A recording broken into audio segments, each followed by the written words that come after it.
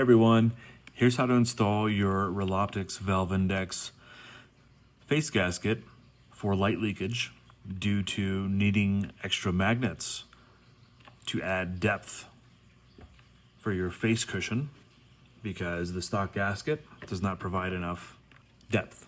So typically you'll install 4 magnets, which will add the depth that you need, the extra spacing, so that your face doesn't touch any of the plastics due to needing lens inserts.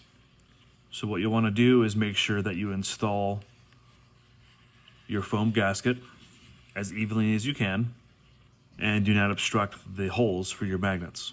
That's pretty much it.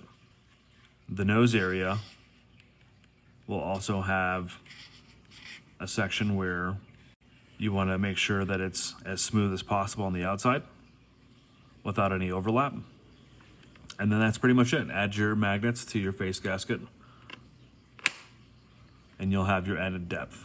So this adds about 4 millimeters, which is plenty of room for some. And then you're good to go.